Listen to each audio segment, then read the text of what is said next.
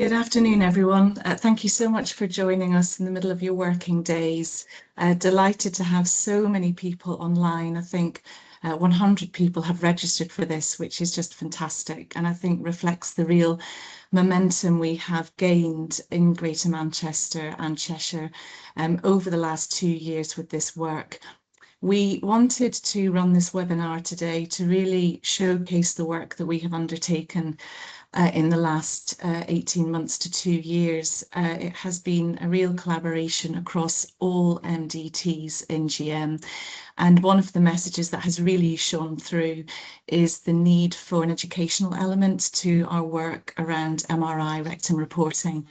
So this webinar is to feedback on the progress so far.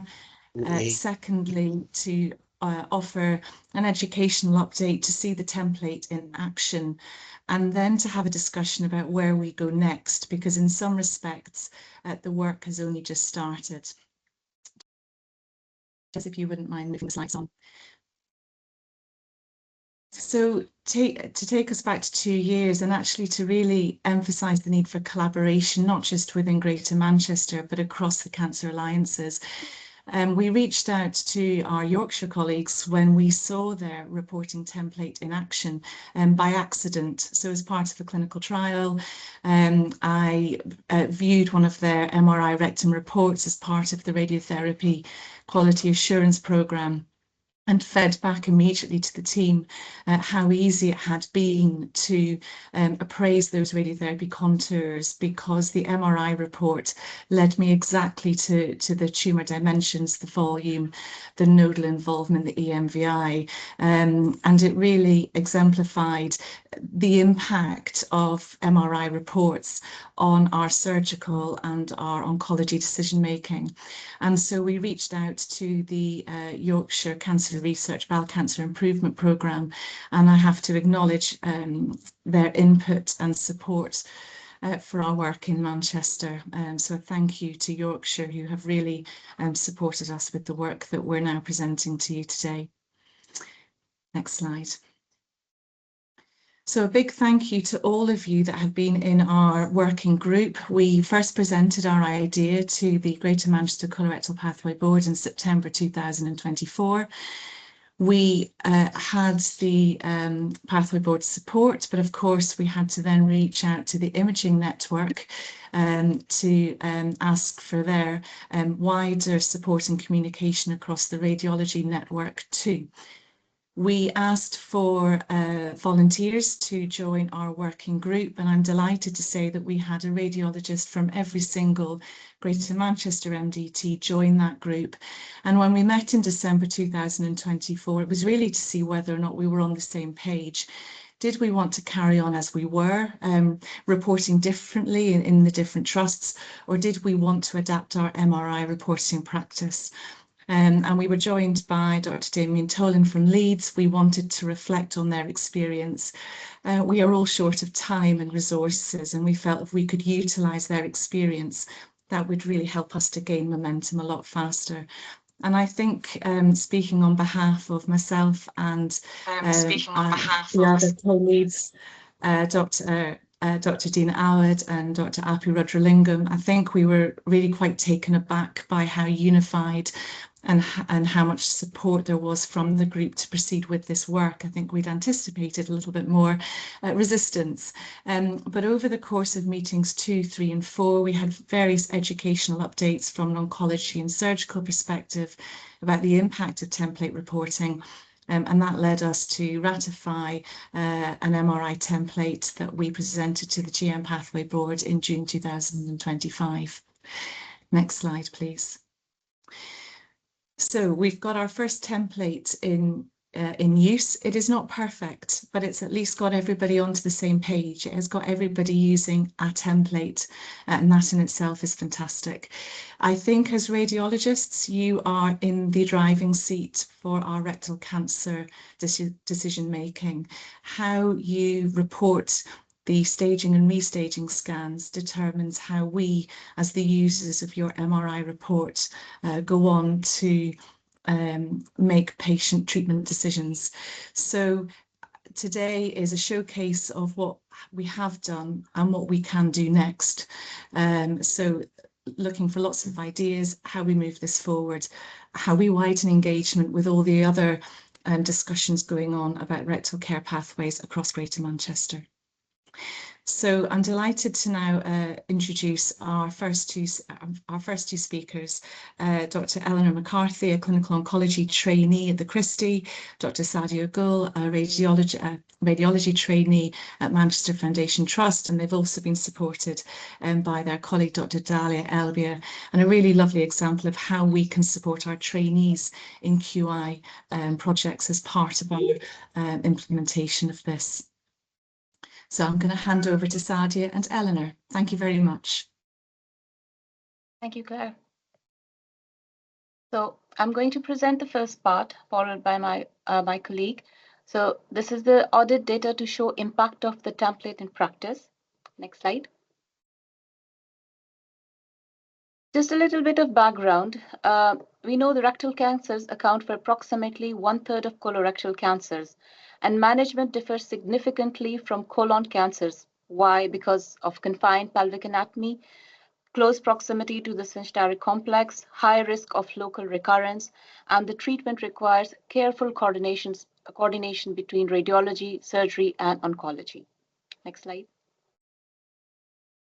So why we needed a standardized performer and we needed that to be introduced, because to standardize structured reporting across multiple trusts, to reduce inter-observer variability, to improve MDT communication, to ensure compliance with ESGAR recommendations, to support uniform oncological decision-making. Next slide. So the clinical impact of the structured reporting, it completed the staging, it made the terminology uniform, it helped in MDT clarity, appropriate neoadjuvant therapy selection, it helped in surgical planning, identification of high-risk features. Next slide.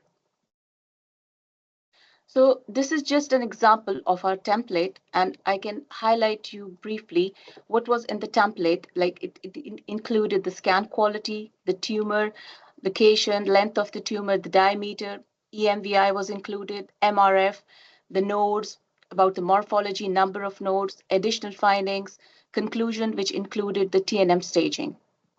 Next slide. So what was the aim of this audit?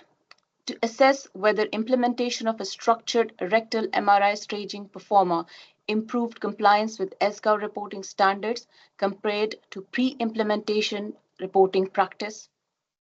Next slide.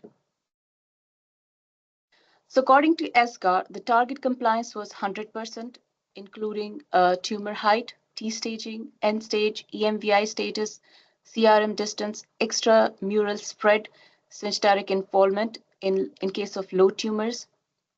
Next slide. So the methodology we used in our audit was a retrospective audit. It involved all the Greater Manchester hospitals.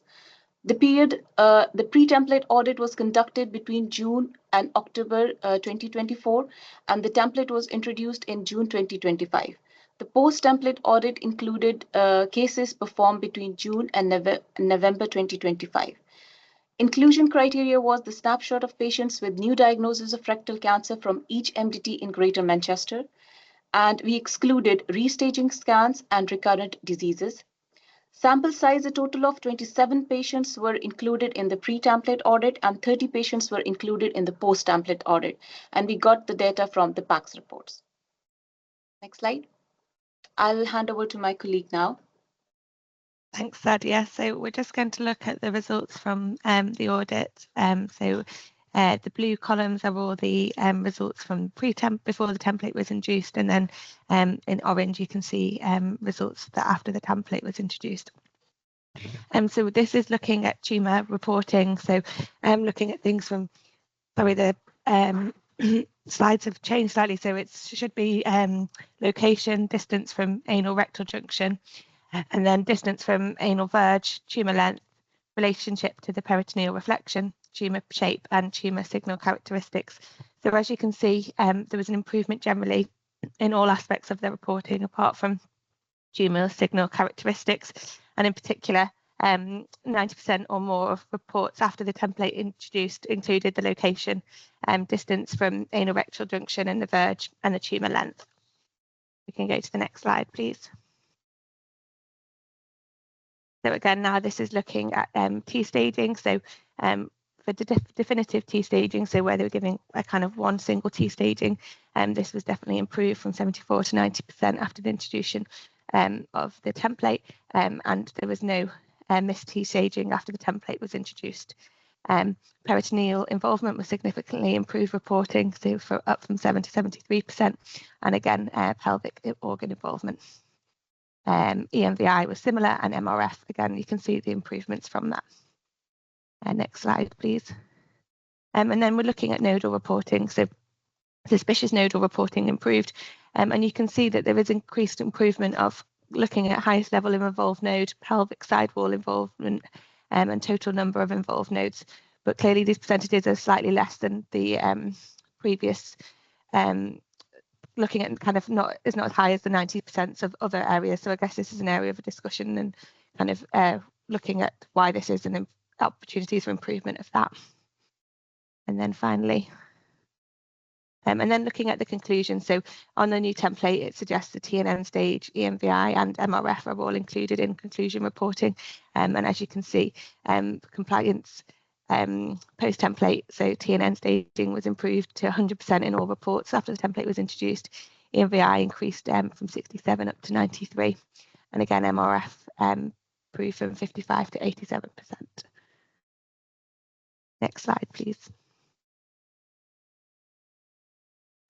And then looking at a use of a template, so we looked at whether kind of templates structures were used prior to the template being introduced and then afterwards, and before the template was introduced 33% kind of followed a structure, and after the template was introduced 77% included following the template.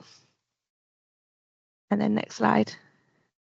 And we've just inserted two reports here to show you kind of how they differ since the template has been introduced. So give you a couple of seconds just to look at this with an example of a report before the template was introduced.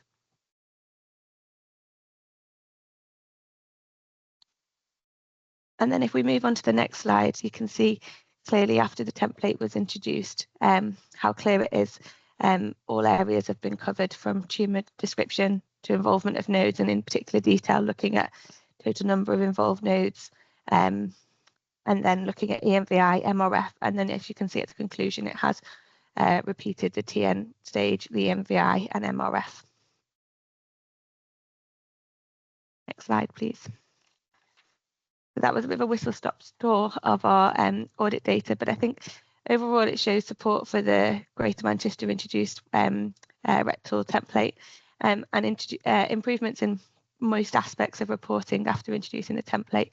I guess there's need for more education and discussion around nodal reporting and where we move forward with that.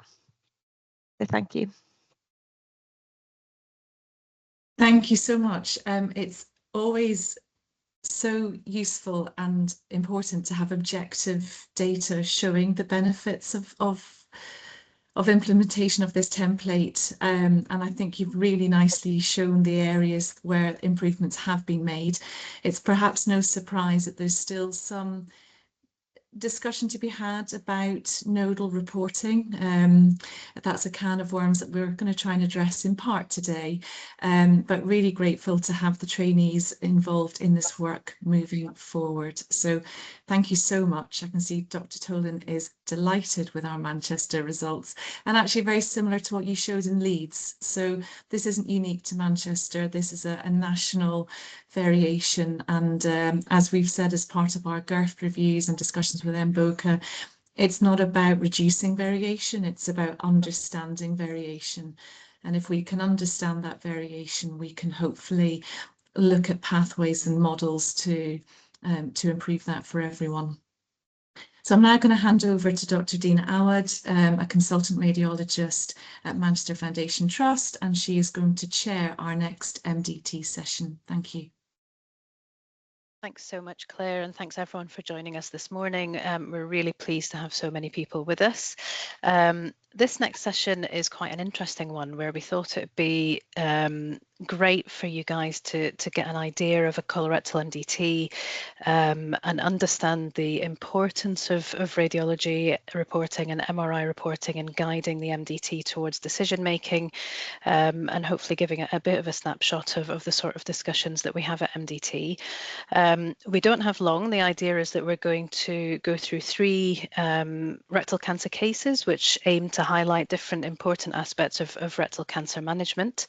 And we've got about 10 to 12 minutes per case. So I'm going to start really quickly just by introducing the MDT panel. So we've got Vicky Levin, who's a consultant clinical oncologist at the Christie. Hamish Clouston is one of the colorectal surgeons also at the Christie. And we have Joe presenting the radiology from the Christie also. Steve McGrath has joined us from MFT as a histopathologist. I'll be chairing the MDT, and Apu is in the background, hopefully helping and adding any helpful comments. Thank you, Apu. So Joe, do you want to move us on to the first case, please? So case 1 is a 58-year-old male who's reasonably fit, and he presented via the bowel cancer screening program. No symptoms of colon cancer detected by a positive FIT on the screening program, and just a past medical history of hypertension. So no significant history. Next slide, please. So he goes on and has a colonoscopy, and these are the endoscopy findings from his scope. So Hamish, do you want to just talk us through what is relevant on these slides and any relevance of any potential data sets that the endoscopists have developed? Yeah, so obviously from a surgical point of view, we're already started, like, you want to know whether there's a tumour, so you want to know what the biopsy results are, but also it's very important to know where it is, and it's really important that the endoscopist records that accurately, both in terms of the distance from the anal verge, but almost more importantly from the anal rectal junction, the position the tumour is in relation to anterior posterior, so that we can then start operative planning, but also in the future know where this tumour was if you're going to have an excellent response to any neoadjuvant treatment they could have. So the more information, the more photographs, the better, because photographs are much more easy to look at than a description. And do you have a reporting template similar to what we've developed with radiology to guide the reports when you're doing endoscopy? So the endoscopy system will, to a certain extent, guide you in what it wants you to put down. Obviously, what you're seeing here is the template from one of the trials. I can't remember which one this one specifically is for, and it's probably one of the best templates that you've seen. The reality is that endoscopy is done by a whole multitude of people, and quite often the information you get is not great, and you quite often don't even get a height, which can make future decision making very hard. So I think there's a separate need to educate the endoscopists about sort of minimum data, because it's not mandated and probably should be. Yeah, it's a bit like rectal MR reporting, isn't it? All reports were variable and it made it quite difficult to interpret as an end user. So thanks, Joe. So we're just moving on to the radiology, and Joe's going to present the rectal MR. Thanks, Joe. Great, thanks Tina, and thanks everyone for attending. You all, I think, received a copy of the staging template in use in GM in advance of this meeting, so you can follow along and see which of the data points I'm hitting and what I'm missing as I present the case. So we start with the sagittal T2 weighted image here, and you can see typical intermediate malignant appearing mid-rectal lesion. We can see it's distal end at this point here, and take a measurement to the anorectal junction of 3.5 centimeters, and go for a broken line if we like from the anal verge as well, 6.5 centimeters. You can see its proximal extent here is well below the level of the peritoneal reflection here, and this is a high quality study. You can see it's been planned well with the axial obliques clearly at right angles to the long axis of the tumour, giving high quality small field of view high res T2 weighted images here showing a semi-annular tumour with characteristic rolled edges. extending from the 7 to 11 o'clock position. Always a bit of a concern about the dangers of partial voluming, but here it does look like the leading edge is breaching muscularis propria at the 9 o'clock position with some extramural extension of approximately 2 millimeters, so early T3B tumour. There is a little bit of stranding and normal vascularity within the mesorectum, but no thickening or loss of flow voids within these vessels to suggest EMVI tumour, well clear of MRF, tiny lymph node, not involved by any criterion, and again, tiny lymph nodes at the pelvic side walls, typical characteristic position for reactive nodes anteriorly at the obturator station, normal morphology and clearly less than 7 millimeter short axis, so not involved. So Dina, do you want to? Yeah. So thanks so much. So overall staging, T3B and not with a negative mesorectal fascia and no EMVI. So Hamish and Vicky, do you want to explain what we need to do next for this patient then? What are our treatment decisions? Well, I think with this patient, I think all options are on the table really. So obviously they would be candidate to go straight for surgery. There's no reason why you wouldn't get complete resection margins on this patient. So I think straight for surgery would be a reasonable option. There is a possibility of doing this as a restorative procedure, depending on bowel function, but you probably need a defunctioning ostomy at this height. But I think we would want to consider other options as well in terms of neoadjuvant treatment. Yeah, I think I agree with Hamish there. I think there's no absolute indication for neoadjuvant treatment here. It doesn't require downstaging. But if the patient wanted to pursue an organ preservation approach, then we could discuss radiotherapy options for this patient. So that's exactly what he wanted, Vicky. It's as if you knew he didn't want to have surgery and he wanted to preserve his rectum. And so he was referred for consideration of Papillon. And we've shared some details of a really good video about Papillon, which we'll share after the meeting and for everyone to watch. It's a 5-minute video, which we don't have time to present now, but really worth watching at the end of the meeting. Do you want to talk us through Papillon briefly, Vicky, Yeah. and the approach to radiotherapy? Yeah, I think this just highlights the importance of recording tumour size accurately on MR and on the endoscopy. And I think the standardised endoscopy template is our next on our hit list, because the decision whether or not to give Papillon first or second depends on the tumour size. So for those tumours that are less than 3 centimetres, the OPERA trial gave the Papillon boost up front and then followed that up with the external beam radiotherapy. Whereas if it's more than 3 centimetres, we'd give the external beam first and then follow that up with the Papillon. So that is an important thing to record on the MR report. So I think this patient had their Papillon first and then had their external beam radiotherapy. So this is just an example of their radiotherapy plan here. So you can see that we are giving a dose to the actual primary tumour, but we also treat the whole mesorectum, the obturator lymph nodes, internal iliac nodes, presacral nodes as well within that volume. So yeah, we'll come on to more technical radiotherapy in a subsequent case, I think. So I think that's all to say at the moment. And do you want to say anything about the quality of the radiotherapy planning CT that you have, Vicky, and why you rely so heavily on our rectal MR?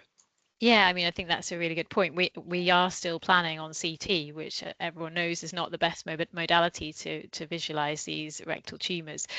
We do have the MR Linac, but we're not using that routinely just because we have only one MR Linac and there's capacity is just not there yet for that. But so we rely so heavily on the MR report and the MR images when we're planning the treatment and transferring that across to a planning CT. Thanks, Vicky. The other thing to say is just to go back a little bit to endoscopy from our perspective. as radiologists, we vet our MRs according to the clinical information that we get. And we have different protocols depending on where the tumour is. So a low rectal tumour will have a slightly different acquisition, and the radiographers plan the scan, as Joe alluded to, according to where they see the tumour. And sometimes these can be difficult to see if they're small. And so it's just another call really for an endoscopy data set that includes definite location of tumour, helps us to vet, helps the scans to be acquired better, and I think hopefully will result in better imaging at the end. Thanks, Joe. We can go on to the next one. Great, thanks, Dina. So we're now at the sort of 12-week post external beam radiotherapy time point, and I have to say I'm breaking the first rule of MR response assessment in rectal cancer, and indeed any tumour, because I've not done meticulous side-by-side comparison presented on the screen of the pre-treatment imaging and the post-treatment. So you have to cast your mind back to the appearances of the SAGIT2 pre-treatment, and you can see it's clearly a different picture. The rectum is diffusely edematous, lots of high signal mucosal thickening. We can see the location of the primary tumour here with some low signal fibrosis, and we can measure the length from the distal end of that fibrosis again to the anorectal junction here, 4.2 centimeters, and on the corresponding axial oblique, so I'm just trying to delete my annotations, there we go.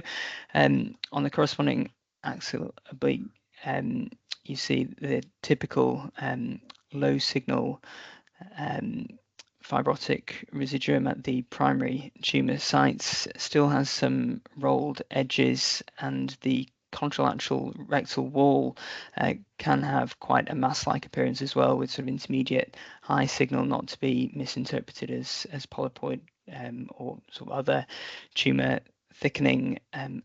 This is only low signal fibrosis on the T2 weighted images, though, as I say, some rolled edge tumoral morphology maintains, and it's very important to carefully scrutinise the diffusion weighted imaging relating to that residual abnormality to look for any sort of specks of reduced diffusivity. However, that can be hard, as you can see, lots of T2 shine through relating to the edematous rectum, and when we get down to the level of the tumour, it's quite difficult to delineate. However, localizing to that point, there is no reduced diffusivity, so this looks like a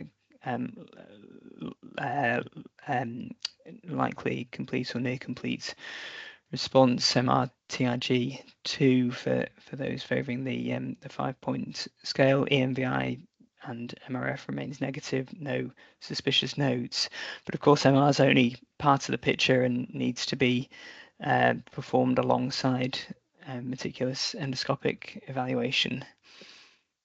Thanks, Joe. That's brilliant.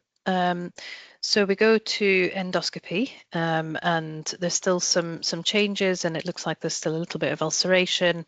Hamish, what would you? You certainly can't label someone as having complete response on the background of this endoscopy report, but I think you could certainly say they've had a very favourable response. And what you could well be looking at here is an evolving response. So I think at this point it's very crucial to combine the MR scan and the endoscopy scan formally and look at it, both of them together in an MDT, both of the imagings of the endoscopy and the MR imaging, and make a decision about what's going forward. Because obviously what you don't want to do is make the wrong call at this point. I think given the reassuring MRI scan and given this endoscopy, I would be happy to say this was an evolving response, but I would want to do a fairly soon endoscopy, and I wouldn't be prepared to wait kind of the normal 3 months we would want to wait just to see whether this is getting better. So that's what I would normally do. And would you biopsy at that stage, Hamish, or would you? No, so Okay. I mean, so I wouldn't routinely biopsy on these. I mean, sometimes if you've got a patient who's got obvious tumour, then it's useful to biopsy to explain to the patient. But no, I would actively avoid doing this because actually it can complicate things going forward, and it's very rarely would be diagnostic anyway. Yeah, and at that stage, do you think it's reasonable to say that quite often there is some residual microscopic disease that can then continue to progress with the latent effects of radiotherapy? So biopsy is quite unhelpful, actually. Yeah, I mean, a negative biopsy is not helpful. A positive biopsy is always difficult to interpret. So Yeah. I think you're confusing things if you do biopsies, essentially, Yeah. is what I'd say. Perfect, thank you. So he goes on and has a repeat biopsy, and things are looking a little bit worse. So how would you interpret the endoscopic appearances here, Hamish? It's hard. I mean, I'm not I mean, it looks worse because there's lots of blood. Yeah. I'm not fully convinced as to whether it is worse. And I think this is a crucial factor. I think a lot of the time it's really important to have the same people doing these, particularly if you're going to be going down a sort of one of the. They're tough, these patients, to know where they're going, and there's nothing like the same person repeating the scope. And I think what we're looking at here is probably the difficulties of looking at the photographs, and I think it's hard to comment on whether this has actually got worse or whether it's just, yeah. I think I'm not sure you can read too much into these particular photographs. I think And important to say that it's not uncommon after Papillon to develop a radiation ulcer or have kind of late grade 1-2 PR bleeding after that. So I think within the trial, it was about 27% of patients did develop an ulcer post-treatment. And so that can be very confusing on endoscopy to distinguish that between residual disease and radiation ulcer. And I think MR can help to some extent with that. But it's serial endoscopies that we'll need to and with people who know what they're looking at, because I mean the days when these could just go onto any old endoscopy list, I think should have well gone now. I mean, you need to have a group of people who are experienced at looking at these. They are tough, they are difficult to interpret. You have to be confident. The margins of error are relatively small, so yeah, I think team, ideally in the same patient, keep it small, and endoscopy is crucial. So. And how often do you suggest repeating the endoscopy then, and at what frequency with this sort of appearance? Are we talking a few weeks after you see this, or do you want to give them a longer period to allow resolution of inflammation? I think if you've got concerns, 6 weeks is not an unreasonable time. I think if you've got worsening or deteriorating at 6 weeks, you have to be considering whether you're going down the wrong route. I think to leave it 3 months would be too long. So I think until you've got a demonstrated complete response, you have to essentially be treating these patients as if they haven't had a complete response, and you have to be very honest with the patients at this point who don't yet know where they're going. And I think you have to keep a close eye, because the last thing you want to do is to miss an opportunity of salvage. Yeah. And as you've alluded to, you have to take this in line with what the MR is looking like as well. And so this patient had a repeat MR, which Joe's going to show us now and hopefully show some reassurance. So now, thanks, Dina. We're now at the 6 month time point. And of course, one of the benefits of this being a virtual MDT is that we've got the whole we know how the story ends essentially, but also we know how this was assessed and interpreted along the way. So we see there's persistent sort of inflammatory character changes throughout the rectum. We can see that fibrosis at the primary tumour sites again, and of course, important to look at it on all planes. And actually, that's this appearance on the coronal oblique is sort of further reassuring. So these rolled edges that we saw on the earlier scans seem to have resolved, and we've now got a flatter linear scar at the primary tumour sites.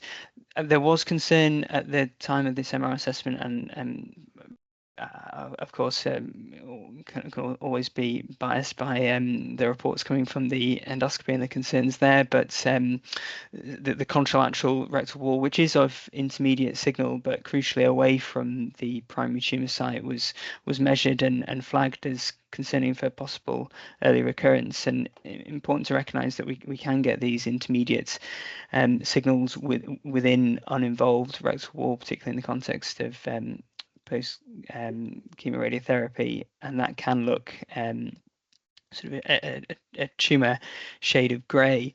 However, again, close correlation with the precise site of the primary tumour and of the diffusion weighted images. So here, same 6-month scan, concerns were raised about high signal at the contralateral wall on the B1000 series with some corresponding low signal on ADC, but we can see clearly that this is away from the primary tumour site and in the context of edematous uninvolved rectal wall, and actually at the primary tumour site no high signal on the high B value sequence, and reassuring sort of flat fibrosis on the T2 components. Thanks, Joe. It's a really good example of continued response after the initial radiotherapy, isn't it? So he goes on to have a repeat endoscopy, so we're 10 months down the line of his completion radiotherapy, and the appearances are very reassuring. We've got flat-looking mucosa now. Hamish, you're probably better at interpreting these and reporting these than I am, but looking a bit more like a complete response, would you say? Yes, I'd say this looks like a complete response. Obviously, you need again to see all of it, but you've got a nice white scar. I would suggest this looks like a complete response, and I think, yeah. Brilliant. So correct management decision, we think, from the MDT. Thanks, guys. So should we move on to the next case, Joe? Thank you. So this next case is a younger patient, 44, referred with increased frequency and PR bleeding.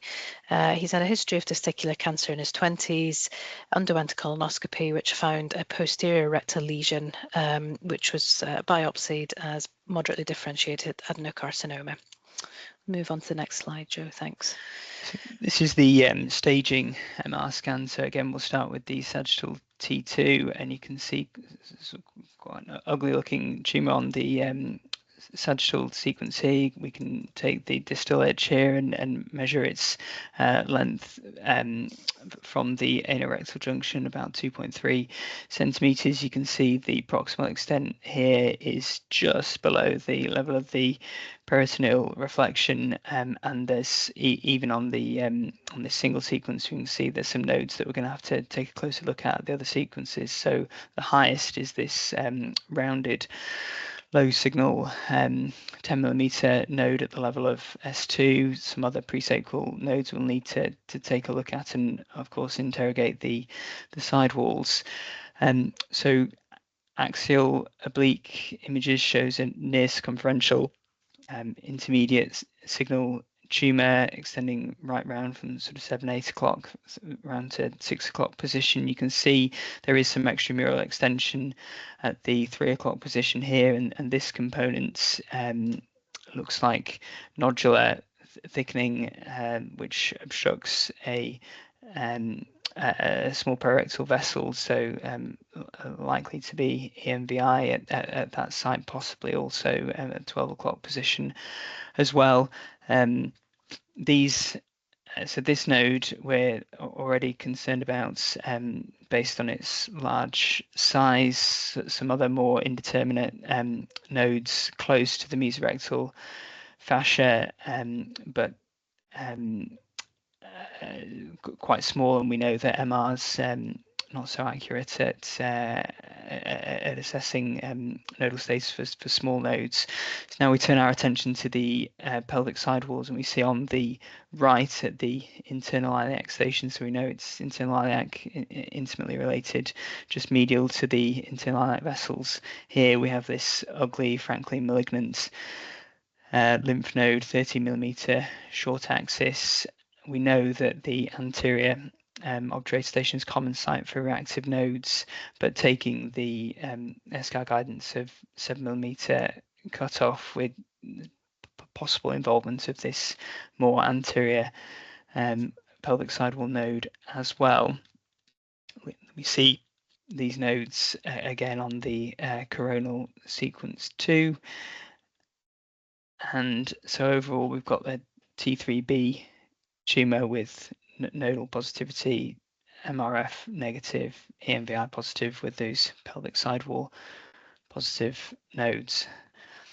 Thanks very much, Joe. So I think this is an example of maybe slightly easier interpretation of lymph nodes because they're frankly malignant. You've got a combination of, as you've described, ugly looking lymph nodes, lots of different signal within the node, but also its size. It's not always as easy as that with rectal cancer imaging, and one of the benefits of the template is it gives really clear morphological guidance as to how to interpret nodes based on their size, based on morphology. What are we looking at? Heterogeneous signal, irregularity, etc. And it hopefully helps us to standardize something that's really quite difficult, and that there's so much variability in amongst radiologists. So Hamish and Vicky, what are we going to do with this patient who's got a locally advanced mid-rectal tumour? So I think this. Go on, Hamish, you go. I was going to say, clearly straight surgery is not an option. Yeah, I mean, this is an easy one, isn't it? So this falls into ugly, doesn't it? Yeah. So this patient needs total neoadjuvant therapy. So I would recommend sort of long course chemoradiotherapy and follow that up straight away with chemotherapy. So trying to downstage locally, but also reduce their risk of distant disease by getting in early with their chemo. So this is the radiotherapy plan for this patient, and I think it highlights the importance of you guys as radiologists picking out the lymph nodes for us. So we've moved in the last couple of years to doing an integrated radiotherapy boost where we give a higher dose to the involved nodes and the primary tumour. So we rely heavily on you helping us to identify which are the involved nodes and which ones we should be boosting. So this plan, you can see here, we've outlined the nodes that we felt were involved, and so those will get a higher dose. And then the rest of the area will, the elective volume will get a slightly lower dose. So yeah, important there. Vicky, Joe alluded to the highest node within the mesorectum being something that we should report on. Why is that important to you guys? Yeah, I think so. A standard radiotherapy field would come up to the level of S1, 2. So anything that's approaching that or above that, we need to know, because we can extend our field more superiorly to catch additional nodes. That can carry with it slightly increased toxicity, but happy to do that if it's necessary. But again, relies on you guys telling us that those nodes are there and perhaps outside of where we would normally treat. Yeah, and where they are, and what's the highest that you'll go to safely? I mean, well, ideally not much more above S1, S2, and if you are looking at nodes higher than that, then you should be thinking whether you're going for chemotherapy first, because their systemic risk is higher then. But we have pushed it up to sort of L5 before if needed. Okay, brilliant, thank you. Thanks very much, Joe. Next slide. And so patient had completed his total neoadjuvant therapy, and he went on to have an endoscopy to assess the response. And it looks as though he's had a very good response with a very well healed rectal mucosa, but unfortunately lots of symptoms of incontinence of feces at this point. Shall we move on? Sure. So now we're at the 3-month post-treatment time point, repeat MR assessment. So obviously the restaging template work in progress, but most templates would start with assessment of the local tumour. So you can see that we're clearly dealing with, and we know this from the endoscopy, we're dealing with a situation of favourable response, and you can see sort of fibrosis around the location of the primary and the mid-rectum. We can see its distal extent here, and fibrosis extending up to approximately the level of the peritoneal reflection. The corresponding axial obliques, so again focusing on local tumour assessment to start with, show dense fibrosis at that primary tumour site. You can see that tiny bit of uninvolved wall at the 7 o'clock position. You see that's edematous, not to be misinterpreted as tumour, so sort of almost like a pseudo tumour there, but the primary tumour site, low signal fibrosis, low signal at sites of suspected contiguous EMVI on the pre-treatment scan, and the nodes are clearly smaller, so that large 10mm node, now less than 5mm at the 2 o'clock position, and the other mesorectal lymph nodes completely resolved.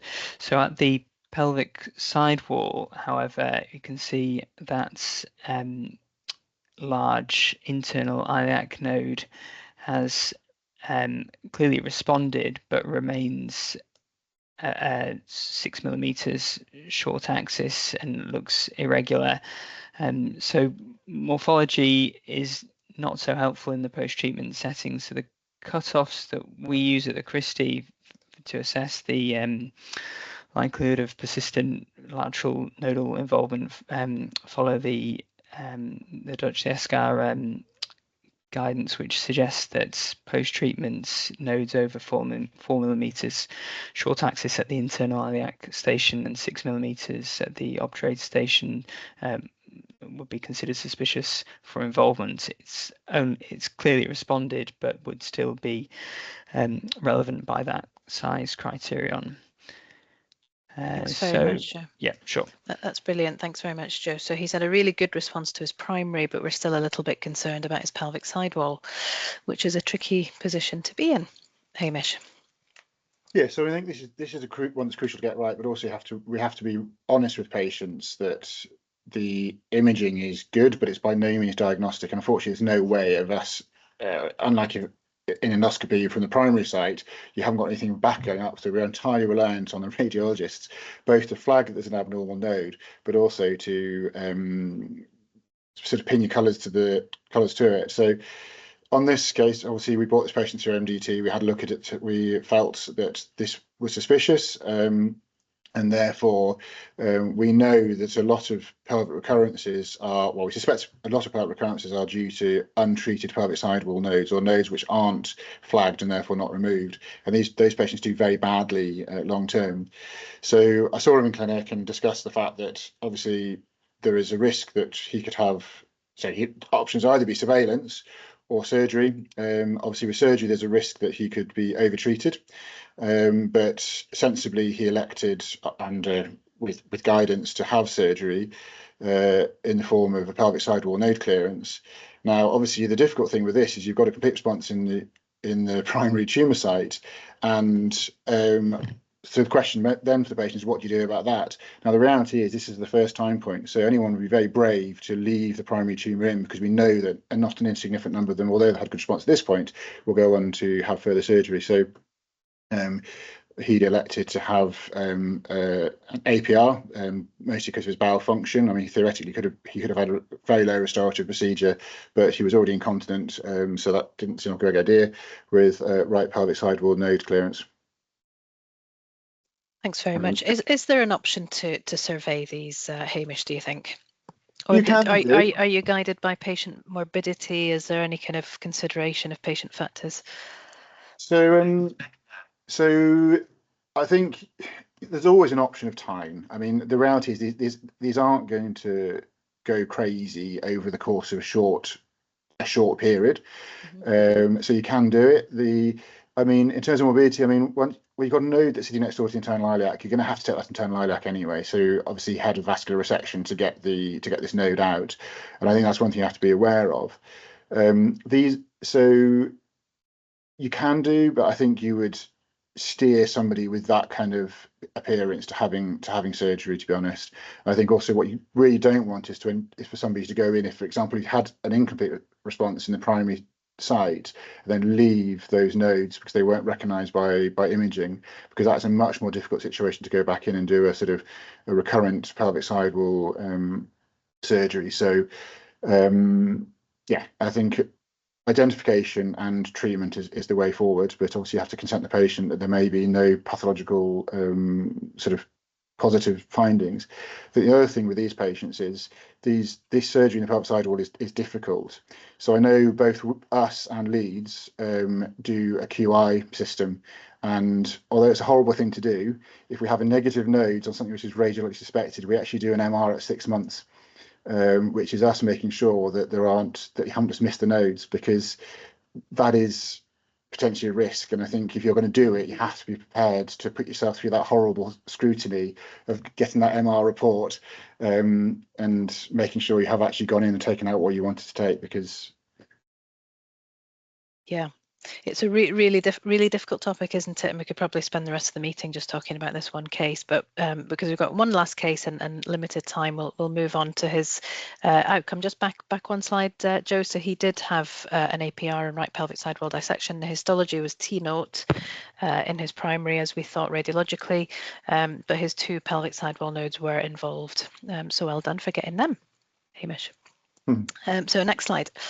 So case 3, another young patient. We're seeing lots of young patients. 45-year-old male, referred with symptoms, altered bowel habit, rectal bleeding, FIT negative, interestingly, and endoscopy identified a polypoid rectal tumour 15 centimetres from the anal verge, confirmed as a moderately differentiated adenocarcinoma, MMR proficient.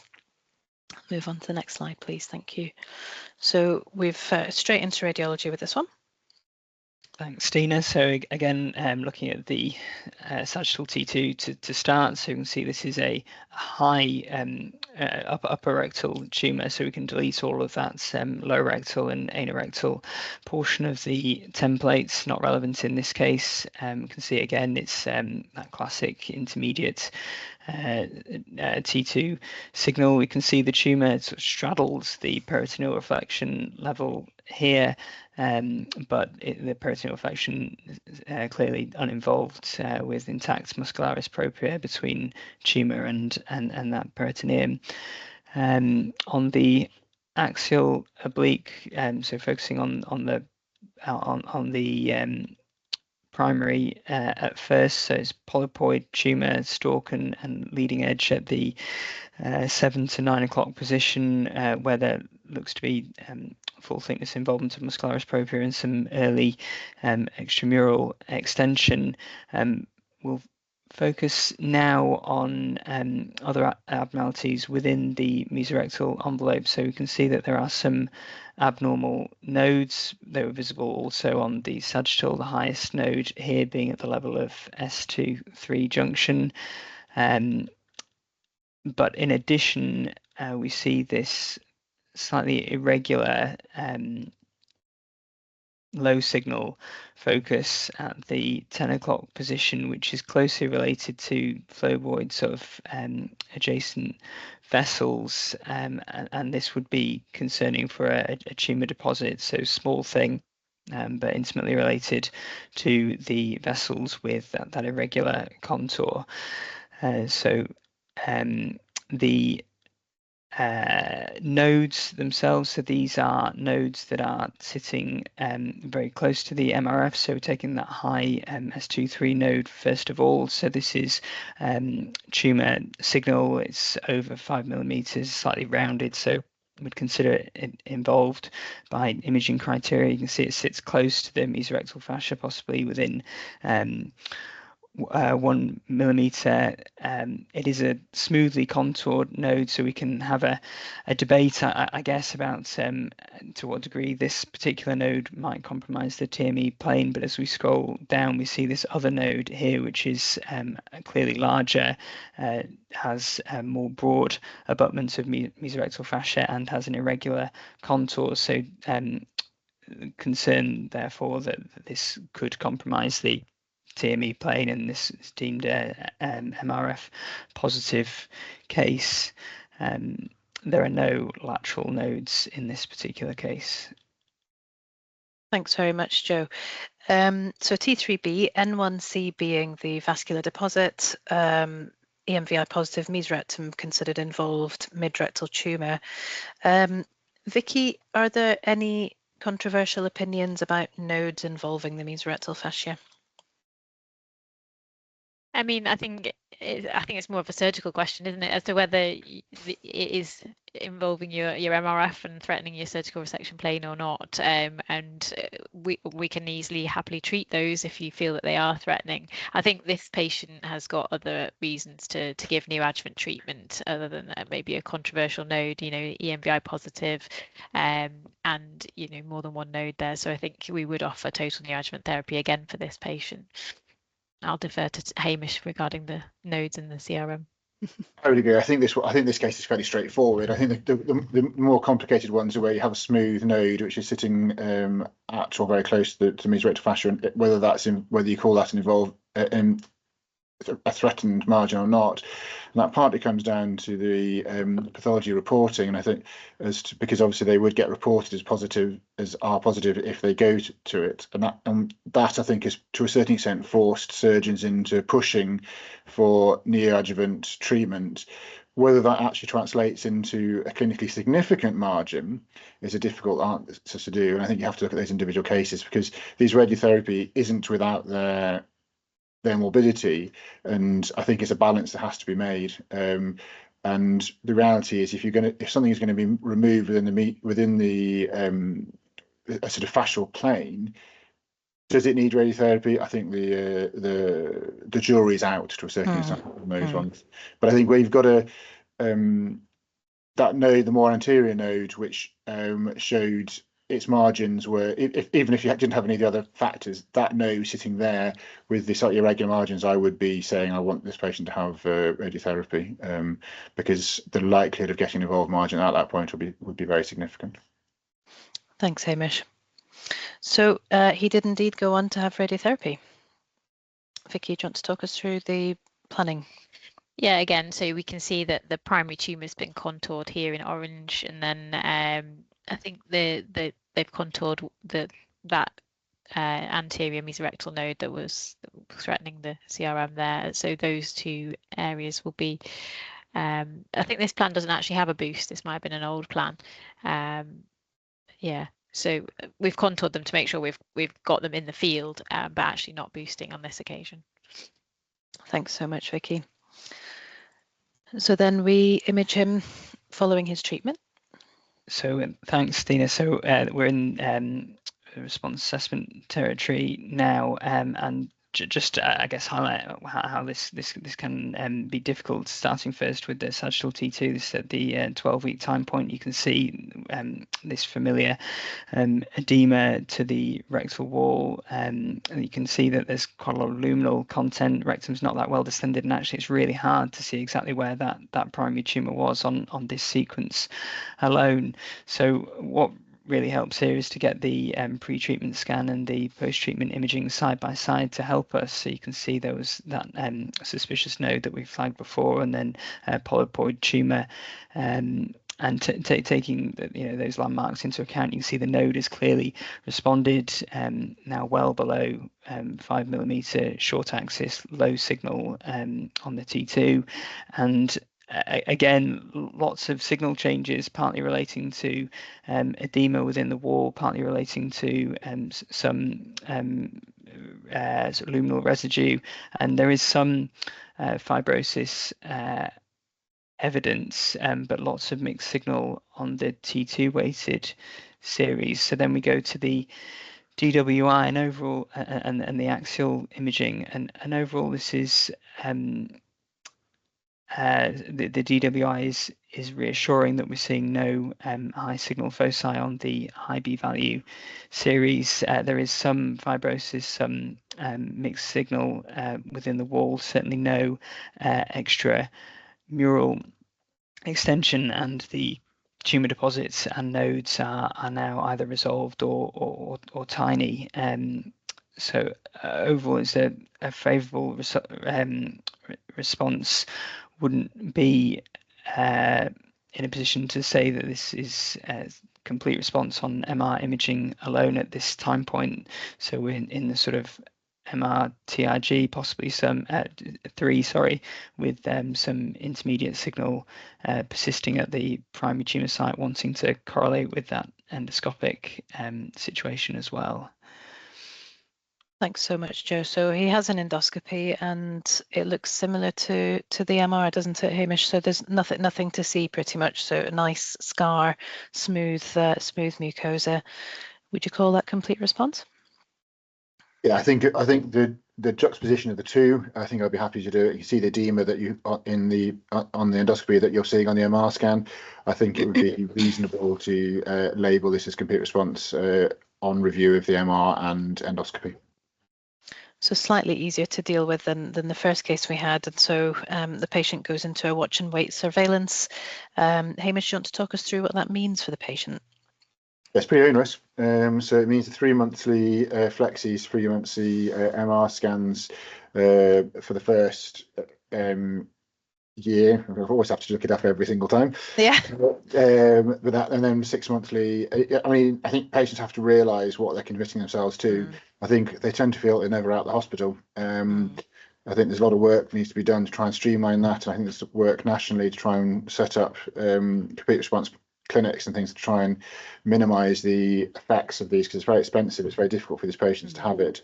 And I think we can't take that for granted. And I think it's really important that when you're discussing either giving radiotherapy or as a organ preservation method, they have to understand what they're committing themselves to from that point of view. But also when you label this complete response, what they're committing themselves beyond that, because there's a lot of anxiety that comes with it, and I think that can't be underestimated for these patients. Yeah, thanks so much.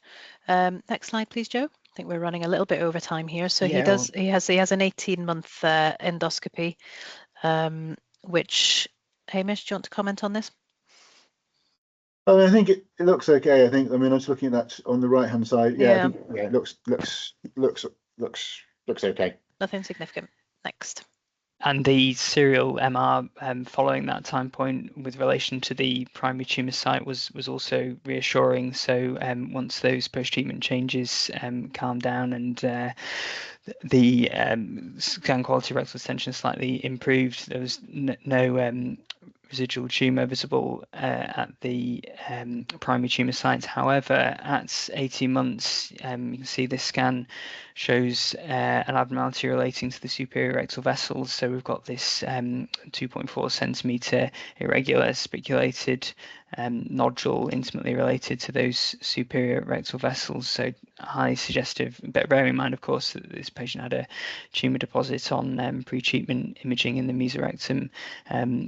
Further inferior, this is highly likely to be a vascular deposit responsible for this presacral recurrence. The patient subsequently had so this is it on the axial T2, which shows the intimate relation to the those superior rectal vessels. Patient had an FDG PET scan to exclude any other metastatic sites, showed high-grade FDG uptake relating to that site of recurrence. Interestingly, no FDG uptake relating to the rectum, and there were no metastatic sites, so single site presacral recurrence, likely vascular deposits at the level of S2. Thanks very much, Joe. So difficult position to be in, Hamish. Yeah, I mean, I think this is the purpose of doing surveillance, isn't it? So you've picked up a recurrence to the point where it's salvageable. I mean, I think the crucial thing from our point of view is in terms of the discussion from the MRI reporting of this, because obviously as soon as you start saying presacral, yes, it is a presacral area, but obviously the crucial aspect is the relationship to the superior rectal vessels, and because obviously in terms of how this operation needs to be done, this is all within the mesorectal envelope. And I think it's important when scans are being described and when they're reviewed is to work out where exactly they are, because obviously if it was involving presacral fascia, that might involve a different operation, whereas this, because it's running with the superior rectal vessels, will come out as part of a standard surgical resection. I think again that's imaging is crucial for this, and description of imaging is very important. Well, I think education from surgeons to radiologists is super important, because we need to understand what you want to know, and I think that's the benefit of the MDT, is over time you learn, you know, with how you guys question us on the spot, you learn what questions you have, and how that affects your management. So really helpful perhaps for us to set up some educational sessions regionally to go through the relevant surgical information that you need. Thanks very much, Joe. Next slide. So what we're going to do with him.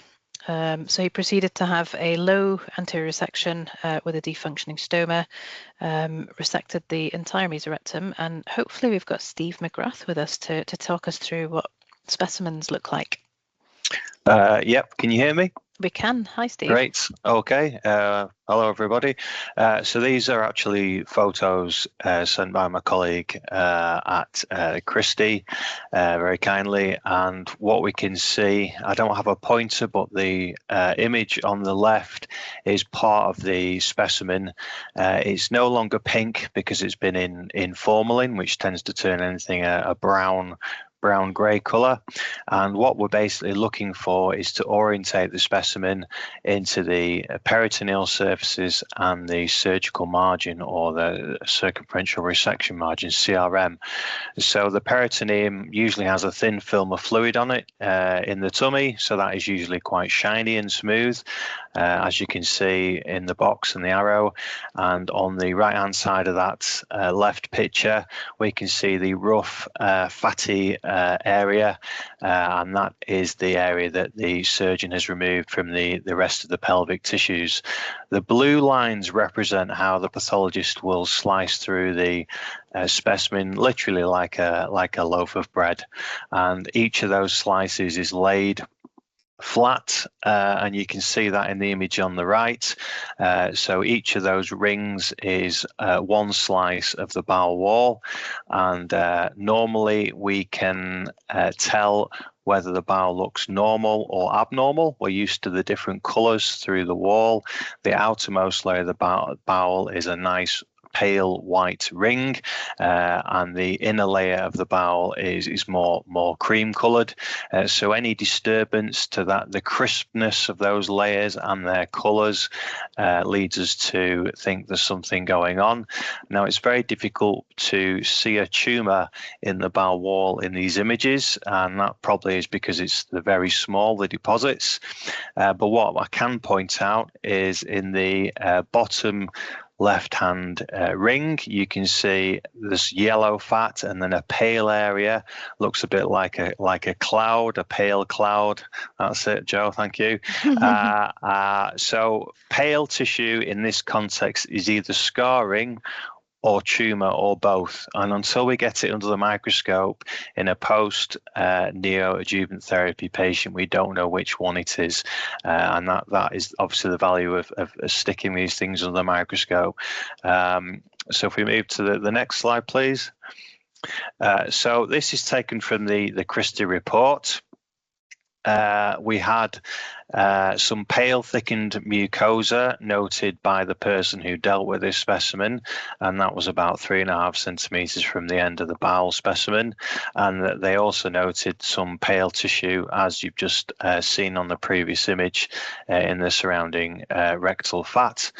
So initially this was thought to represent T3 tumour. So that's the primary lesion extending all the way through the bowel wall into the fat through the muscle wall, with 10 negative lymph nodes, no regression in those lymph nodes.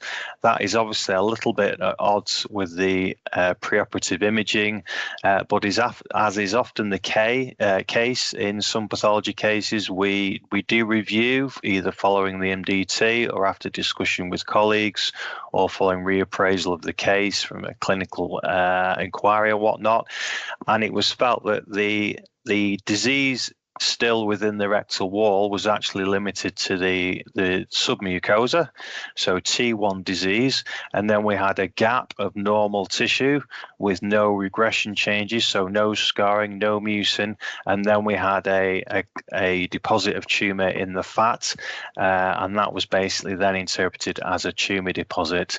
So that changes the staging to YPT1 for submucosal residual primary tumour, and YPN1C, so that's a deposit of tumour in the fat without recognisable node or vessel around it, and all the other recognisable nodes are negative for tumour.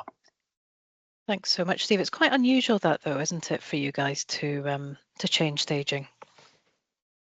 We sometimes have to do it, but yeah, we usually get it spot on, but sometimes we have to reappraise. Yeah, I think it's why it's crucial, though, that the clinicians review and sense check these, because obviously particularly for these recurrences, and particularly if it is quite often challenging, I think, for the pathologist to work out exactly what is going on. And I think you do need to correlate your preoperative imaging, your operative findings, and the pathology, and not just rely on one. And I think that's really important that happens, so that any discrepancies can be identified and ironed out. Thanks so much. So I think we're massively overrun, guys. Sorry, Damien, but we don't want to eat too much into your time anymore. That was quite all right. fantastic. That was fascinating. I think you overran for all the right reasons, and I think you really nicely exemplified why template reporting is so helpful for us, the users at the other end of the report. We've been answering some of the questions as they've arisen in the chat. So I think to make use of the best time, I will introduce Damien with the latest ESCAR update. Dr. Tolan needs no introduction. His name is well known. It's an opportunity for myself, Dina and Apu to, I guess, formally thank Damien for helping us get this off the ground and all your enthusiasm. The ESCAR update has overlapped with this working group, which I think is to our advantage. I think in the last 18 months, we've got everybody onto a template. So we've got a template. It's not perfect. We've got new ESCAR guidance. Damien, how do we combine the two? I'll hand over to you, and then the final, perhaps 10 minutes or so, let's focus the questions in the Q&A specifically for what does version 2 in Manchester look like? Thank you. No, that's great. So I think, the structure of this session so far has been really brilliant. It's shown how far you've come by actually adopting a template, and clearly you've got a lot of people that are happy to adopt it. I think it's just really closing those gaps, because the audit showed some really interesting gaps, and these are exactly the same gaps that we've seen in Yorkshire. So your experience absolutely mirrors our experience, which is really interesting, I think. So we can just go to the next slide. And the next one again. So I suppose the reference there is the ESGAR guidelines, which have been published in European Radiology in January. So they're open source, so they're openly accessible for anyone to read. The reason why we got these guidelines refreshed is because they needed doing, because the previous guidelines were about probably 8 years old. And so what they looked at was to update what the evidence is around MRI acquisition, interpretation, and then really what the key reporting recommendations are. And it was a group of experts from a number of countries. So it was a well delivered assessment of what we need to do. So next slide. As far as the MRI goes, honestly, there's very little change. So you can use any magnet that you like, as long as it's a 1.5 or a 3 Tesla. We shouldn't use endorectal filling. I don't think anyone in the UK does that.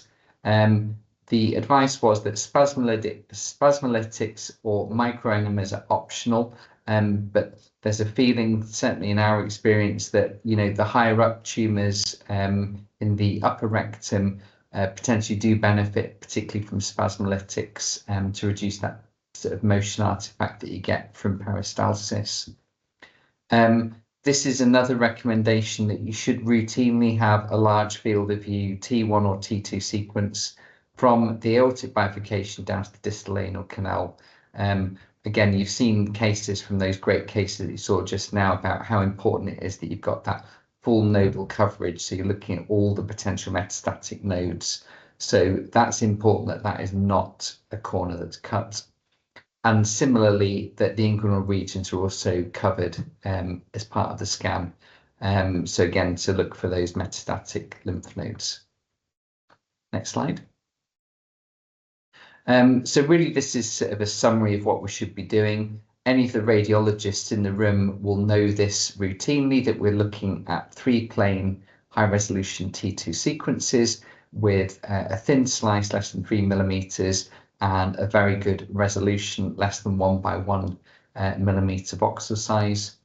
That we want the tumour orientated perpendicular and parallel to the axis of the tumour. If it's an anal canal tumour, then we want it obviously orientated to the anal canal. For diffusion weighted imaging, we want a b-value greater than 800. And certainly in this recommendation, the recommendation now is that we should try and match our angled axial planes in the diffusion and in the T2 weighted sequences, so that it just makes it a bit easier to make that interpretation. And again, I don't think anyone really does this, but no one should use contrast or fat suppressed sequences routinely. Next slide. Tumour localization. So I think this is something that, again, is a bit patchy around the UK and internationally about how we localize tumours. So the sigmoid takeoff is an absolutely key thing that we need to educate everyone in the MDT about. And the sigmoid takeoff is this point, which is usually around sort of upper sacral level, maybe S2, S3, where the sigmoid colon angles out of the pelvis, you know, almost horizontally. And that line is where we should draw the boundary between the sigmoid and the rectum. Otherwise, it can be very indistinct. And obviously, there is a lot of anatomic variation between patients.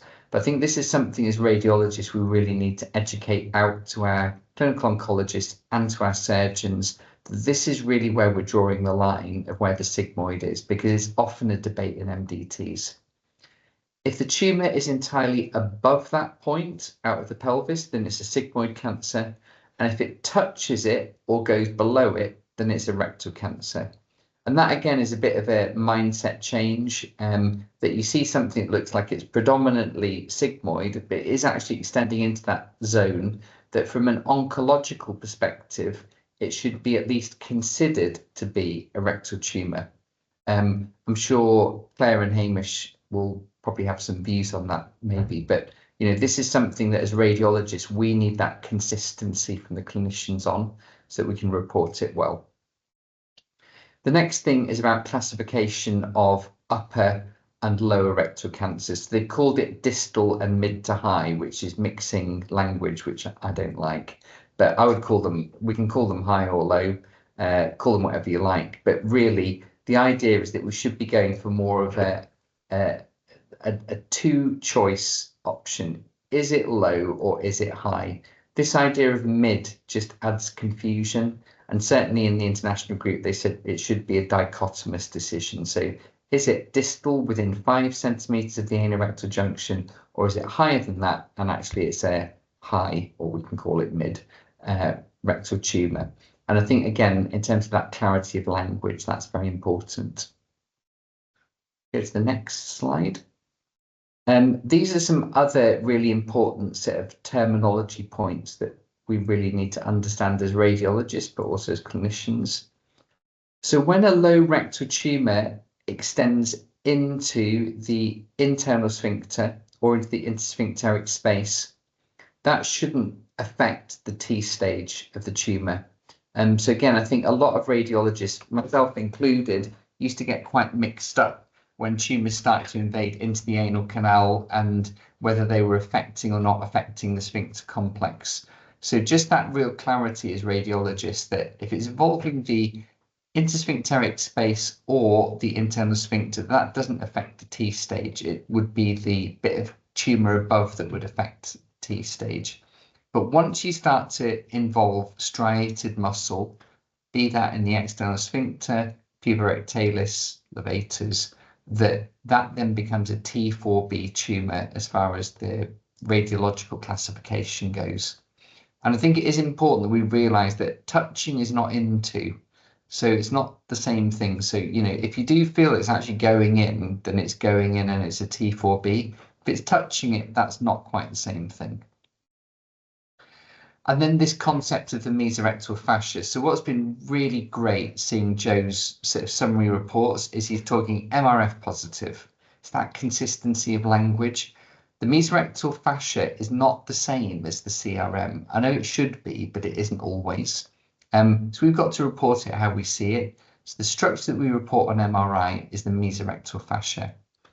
If tumour is within 1 millimetre of the mesorectal fascia, then we call that positive. Okay, and if it's more than 1 millimetre, it's negative. There's clear guidance now that we should get rid of this sort of intermediate point, which is the threatened CRM, but that shouldn't be used anymore. So that's a phase that we should really get rid of. And having that dichotomous decision again is the one that we should be looking for. And that involvement pertains to tumour or EMVI or irregular tumour deposits or nodes where it's clearly gone beyond the nodal capsule. The reason for that is because there is clear evidence that the risk of local recurrence in those patients is substantial. It's not the same if you have a smooth node abutting the mesorectal fascia. So again, there were some really lovely cases that were just presented where you can see a nice round node touching the mesorectal fascia. That on its own is not a reason to call it mesorectal fascia involved, because the reason why we talk about this at all is because of this risk of local recurrence. And we know that a smooth round node adjacent to the mesorectal fascia does not increase the risk of local recurrence after surgery. So that's a really important broad MDT development point that we need to sort of start thinking about and being much more consistent about. Next slide. This is where it starts to get a bit more interesting, both from a clinician's and radiologist perspective. So again, you know, Joe presented this really, really nicely in his cases, but the lateral nodes, this is an area that we all pretty much shut our eyes to, I think, either that or they just didn't exist before, but I'm seeing lots of these nodes now, and I never saw them before. So lateral nodes, we're looking for these obturator and internal iliac nodes. If they measure 7 millimeters or more at baseline, they're malignant, okay, purely on size. The slight muddying of the water is that the expert group, even though there's no evidence, that's why there's a little asterisk on that, even though there's little evidence, they say that you could also include smaller nodes in the 5 to 7 millimeter category if they have morphological features like irregularity of the nodal capsule. So that's a slight caveat, which is not really an evidence-based one, and I don't particularly like it, but that is a caveat that they've introduced. Tumour deposits, they define very clearly that these are irregular nodules spreading along the path of veins, and these should be separately described somehow in the report, but they are still included at the moment from a TNM perspective within the nodal category. And then EMVI, so category 3 and 4 should be classified as positive. I'd sort of, for convenience, just put the pictures of what that actually means. So this is the obvious, not the subtle. So the equivocal group, where you just get a bit of stranding and you're not really sure what it is, that's not EMVI. It's when you can really see those finger-like projections extending from the tumour, that's what we call EMVI. Obviously, the category 4s are the very, very obvious ones, which are relatively few. Next slide. So as far as nodal staging, things now are starting to change, and they're actually probably reflecting the nuance that we all actually have in MDTs, which is really around game theory, I think. So what we want to do with nodes is adopt the ESGAR criteria, which you can see is beautifully outlined in the Manchester reporting template. Identify a suspicious node. So we've got the size criteria and the morphological criteria. But then on top of that, we apply an extra sense check of other adverse factors. So is this a particularly advanced T stage? Is it a T3 or a T4 tumour? Can you see EMVI? And how many nodes are there? Is there 1 node or are there 6 nodes? And then you apply a final confidence level. So obviously, definitely negative is definitely negative. And then you got the possibly or definitely category. And again, I think all of the radiologists in the group know that we would actually probably categorize different patients into one or other of those. At the moment, it assumes actually a dichotomy that's a false dichotomy, that we've got a level of certainty that it's plus or minus. we do have that corridor of uncertainty level in the middle. And I think for MDT decision making, it's really important that we actually communicate that. So we just go to the next slide. I think this next slide actually is a slide that all MDTs need to be educated on, because this is the direction of travel, and it allows you as clinicians and surgeons, oncologists, to understand us a little bit better. And I think this is something that we need to iterate into the next version of the template. So, it's got really nice criteria, which are sort of morphological criteria. They're quite tight. We've then got the potentially lymph node positive. We apply the sense checking criteria, and then we give that level of confidence, which is, possibly or definitely. And I think, again, just understanding that, I think, will make us all sort of get much better results for our patients. Next slide. Diffusion weighted imaging, it's really important that we use diffusion weighted imaging, not just for the primary staging, but also for the follow-up. So you can sort of chart the pre and post treatment assessment of patients. And the idea is really that it's giving us an idea of, maybe where the tumour is in the localization, but it's not giving us any extra information. It's not telling us about lymph nodes. It's not telling us about whether the mesorectal fascia is involved or not. That's all on the standard sequences. What it's giving us is the localization, which most of us can work out without, but it's giving us that baseline to compare with the post-treatment scan. And we should have this done routinely in all patients at baseline. Next slide. Then sort of for future, there's clear guidance now that structured reporting is essential for MDT decision making. This session has exemplified that, but this really is what we need.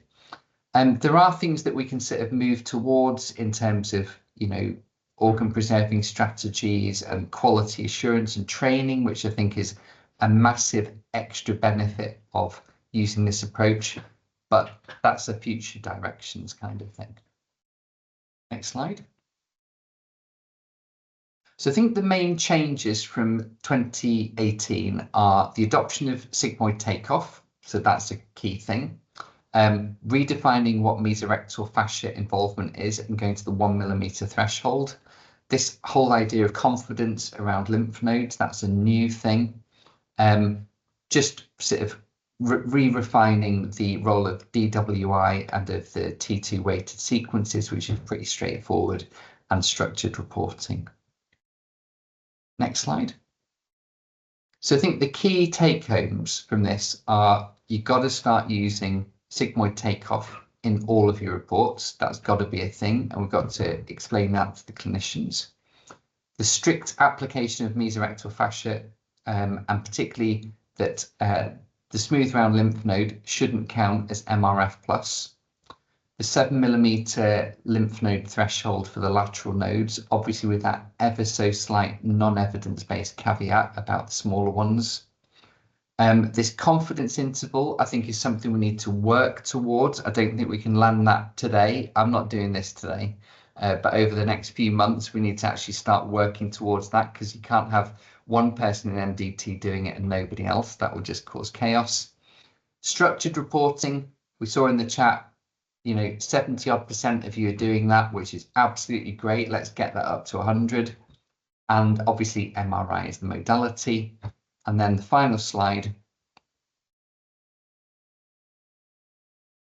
So I think the remaining issues which were not really dealt with, which I think are definite added value points, you have got to put the height of the highest node for radiotherapists. They rely on you. And if you stick a key image on PACS with an arrow on it, they will thank you always. So we've got to start doing that. I think having that as a thing in a template is really, really useful. And saying that you've actually attached key images actually drives the radiologist to do it, which is a good thing. This educating towards the new nodal criteria, that's going to take us all a bit of time. We can definitely work together to do that as a team. I think that would be really cool. And then, as I say, these things around the mesorectal fascia distance and nodal implications.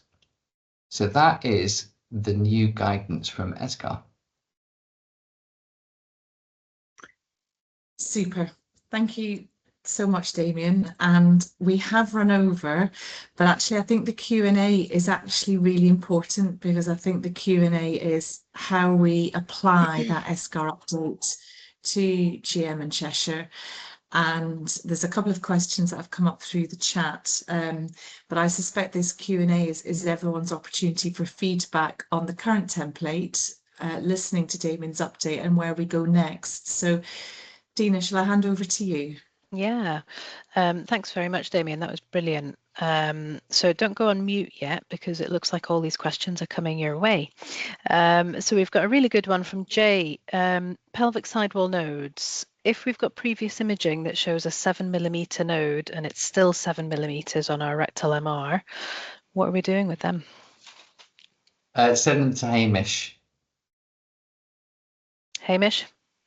So I think the crucial thing for us is identification of them in the first place, so they get the treatment if they are treated. I think one thing you're not covered is the response assessment on residual nodes, and I think that's a separate issue.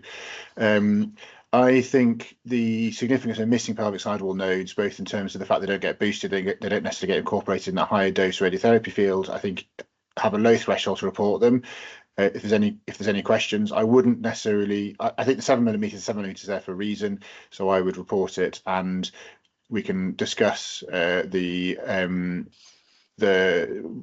what we use in terms of post radiotherapy imaging. I think Joe's already mentioned it earlier on, but I think it's also crucial that in any response assessment pro forma that's picked up on, because again, the significance of missing them and not identifying them is huge in terms of patients' recurrences, because they're not actually recurrences; they just have residual disease in the pelvic sidewall, and they do really badly.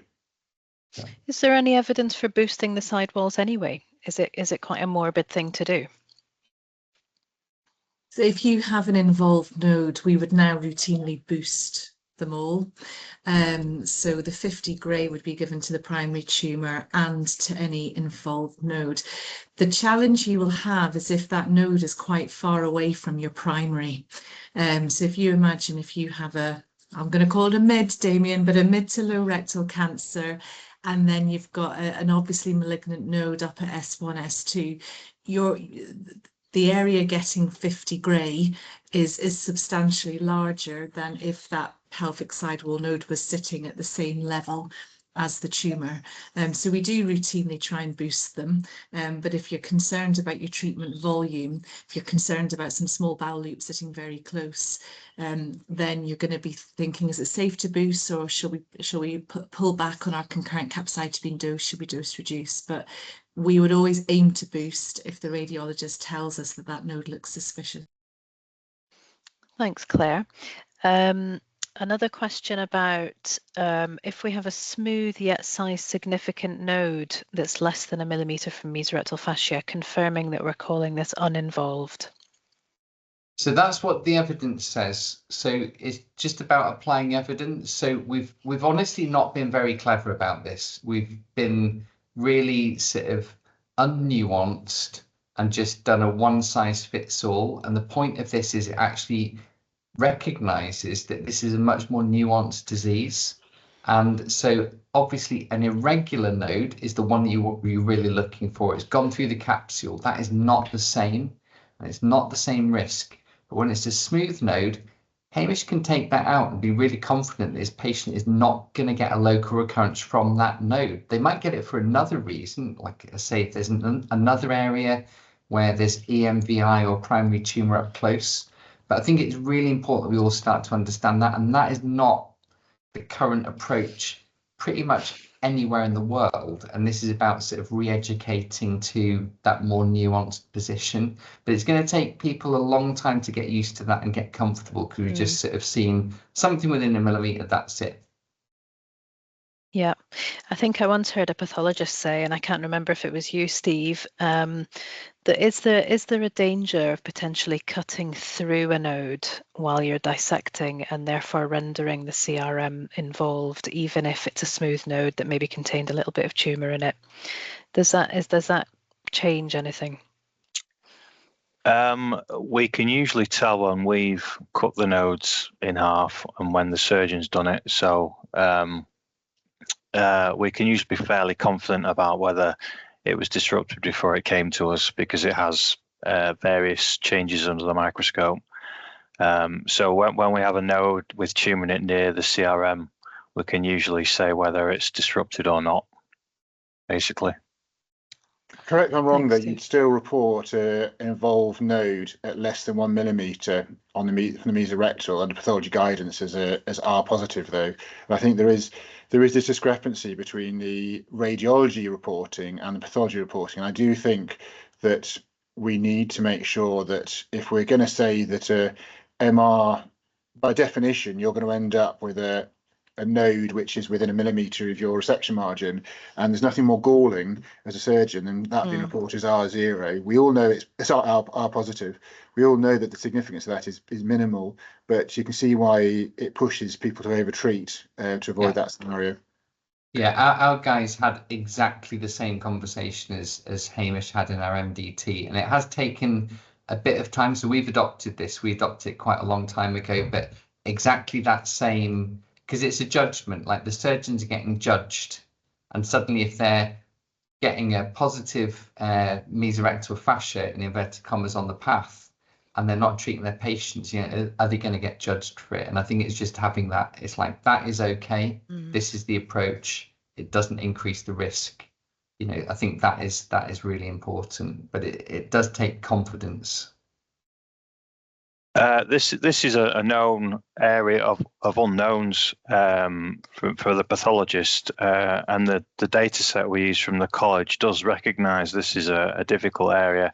So what I tend to do now is describe in very clear language where the tumour is, what the node looks like, whether the node is disrupted, and admit that some people regard these as R0. Even though they might be less than 1 millimetre from the CRM, but the node is undisrupted. So I just put it all there for everyone to see in the report. Thanks, Steve. That's great. Sigmoid takeoff, Damien, there's a couple of questions about that. The first one being, is there evidence that treating tumours above the sigmoid, like we treat a rectal tumour, that has a negative effect on the patient? And if not, why are we changing and recategorizing how we stage these? So I suppose the point is that we've been guessing forever, and this is about getting consistency. You know, as I say, the number of hours of wasted time about, is this sigmoid, is this rectum? I mean, it drives everybody mad. You know, at least Hamish and Claire know what we're talking about, and then it's for them to decide how they're going to treat the patient. I don't really care. It's for them to decide, but at least they've got that consistency of this is a sigmoid going into the rectum. Hamish, how are you going to operate on this?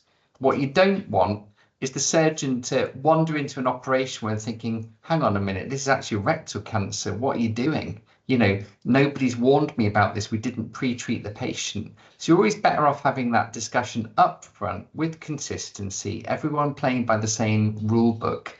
The actual decision making will all be decided with nuance, which is actually what it needs, you know, but it's just having the rules set at the start. And at the moment, there are no rules, and this applies some rules, which we'll have to figure out how we actually manage it, I think. But I think it's... And I think alongside that, we've all got cleverer. So our MRI scans are better. Our radiology reporting is better. Our surgical approaches have improved. Our radiotherapy contouring is better. So I think that low, mid, upper rectal cancer was in an era when, you know, we were using the information as best as we could, but we're better than that now. And I think from a radiotherapy perspective, we are in a dose escalation era, rightly or wrongly. We're giving higher radiotherapy doses. We're treating We're being braver about the tumours that we're irradiating. We're adding in neoadjuvant chemotherapy. The surgeons are telling us that post-neoadjuvant surgery is getting harder. And so I think if we're above, if we're at sigmoid takeoff, then surely we're beyond the mesorectum. Now, if there's still an involved surgical margin, that's when I'll say to Hamish, well, you know, is this one of these procedures where you can take more of the peritoneal reflection and get an R0, or actually are you concerned about an R1, R2?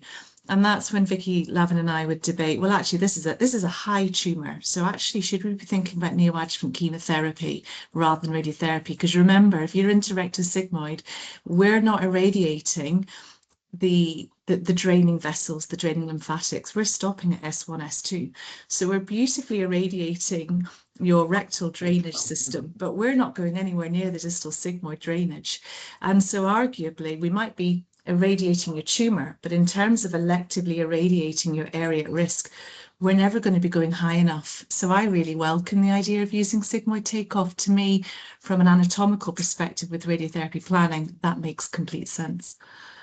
And it does from a surgical point of view as well. I mean, an operation at that level is much more akin to an oncological sigmoid colectomy. It is a rectal resection, and I think it should be planned accordingly. Obviously, there's a big difference between a tumour sitting sort of just in front of S1, S2, which we're saying is sigmoid, versus someone which is sitting in a loop of sigmoid somewhere over in the right iliac fossa because you've got something floppy over there. But I think the idea that these patients should be treated in the aggressive way that we're now treating rectal cancers is wrong. And I think I personally feel this is a reflecting the change of the strategies and the up escalation of neoadjuvant treatment for rectal cancers, and to avoid that slip into treating distal sigmoid cancers, of which we've absolutely no evidence at all that any of this neoadjuvant stuff that we're now talking about would help in any way at all. It does upset surgeons though, because of course these numbers then don't become part of your rectal cancer resection numbers, but that's not a reason to keep labelling things as rectal cancers.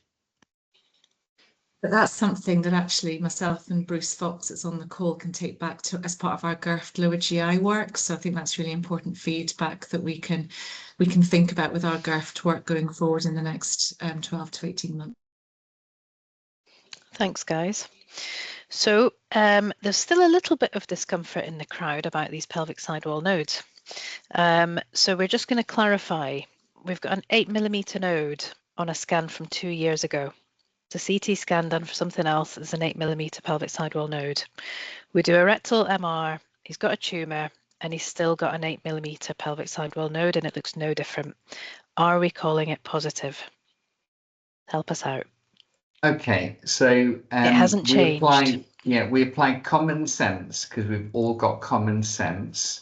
And if you've got let's call it an obturator lymph node that's 8mm that's rock steady over 2 years, you're probably not going to call it. But what I'm going to do is I'm going to mention it in the MDT. We're going to talk about it specifically. And, you know, again, if Hamish is in the room, he's going to want to have a good look at that and then come up with a decision. And it might be that Claire looks at that and says, you know what, safety first, let's just boost it anyway. Or it might be that they say, okay, we've seen it, but we're going to leave it be. You know, our job is to notify using the criteria that we have. We then apply that common sense filter, which, you know, that's the, you know, is it possibly, definitely or not, you know. That's where the discussion in the MDT happens, to give you that extra layer of sort of nuance, and then you make your decision. So, you know, it's a great scenario, but one that I almost never see. So the one that we usually see is there's an 8mm lymph node with no prior imaging, and we call it malignant, which is much more straightforward. Thank you. Hopefully that's clarified. Now, just looking back through some of the other questions, have I missed anything? Has anyone seen anything we've not mentioned? Under new SCAR guidelines, would a 5mm pelvic sidewall node with abnormal morphology be boosted? Is that a yes, Claire?